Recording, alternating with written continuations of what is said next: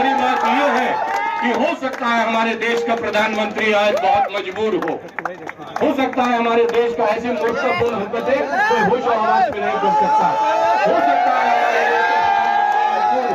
हो सकता है हमारे देश का प्रधानमंत्री आज ब्लैकमेल हो रहा हो। तो माननीय प्रधानमंत्री जी,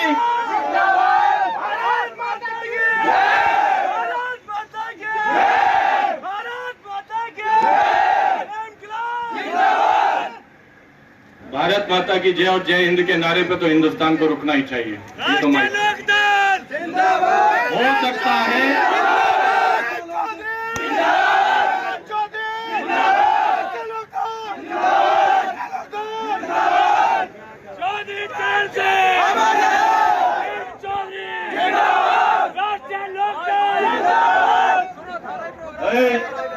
आखिरी बात, हो सकता है कि हिंदुस्तान में हमारा प्रधानमंत्री मजबूत ना हो। इस बात को गौर से सुनिएगा, महत्वपूर्ण बात है।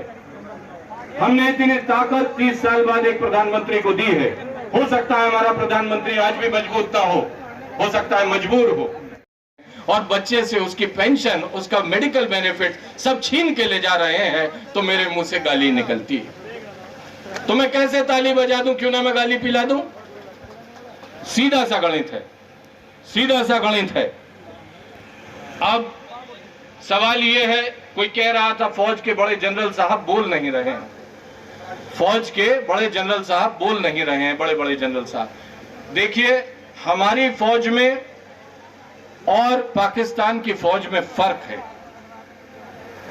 अगर हिंदुस्तान की फौज पाकिस्तान जैसी फौज जैसी हो गई, हिंदुस्तान की फौज आपकी वोट की कद्र करती है। आप गधे को जिता दो, घोड़े को जिता दो, वो उसका आदेश मान लेती है अपनी गरिमा से, अपने अनुशासन से। तो गलती आपकी है। अगर आप भाई गुड़ खिला के मुंह का मिठास कच्ची कर देते, आपने गुड़ का गोबर कर दिया, तो गोबर भी अच्छी चीज है, लीपने के काम आवे, मुंह डालने के, लपेटने का काम ना आता, गोबर लूटने का काम ना आता। तो गलती आपकी भी है कि आपने ऐसी सरकार बिठा दी और उसमें ऐसा अहम पैदा कर दिया कि वो कुछ भी कह दे, कुछ भी कर दे, उसका कोई सुनने वाला नहीं है।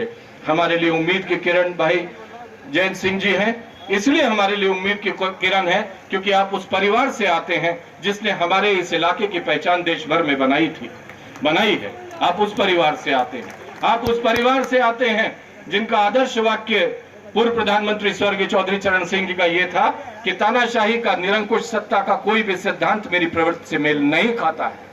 तानाशाही, उन्होंने कहा, तानाशाही का, निरंकुश सत्ता का कोई भी सिद्धांत मेरी मूल प्रवृत्ति से मेल नहीं खाता है। उन्होंने कहा कि हिंदुस्तान की खुशहाली का रास्ता गांव से जाता है।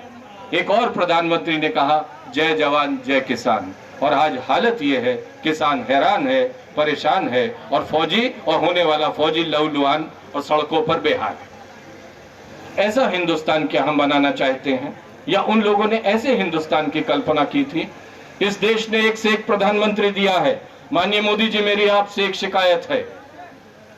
आज देश में रवायतें अपने बड़े बुजुर्गों की बेइज्जती की, उन्हें जलील करने की बनाई जा रही हैं। हमारे बच्चों को नए संस्कार दिए जा रहे हैं कि आज से पहले कुछ नहीं हुआ, इससे पहले तो सब गधे थे, ये सबसे पहले आदमी है, जैसे ये अवतार पुरुष सबसे पहले आदमी है। इस देश में ऐसे आपसे उम्मीद है कि चौधरी साहब जब मैदान में उतर गए तो ये भी वापस होंगे।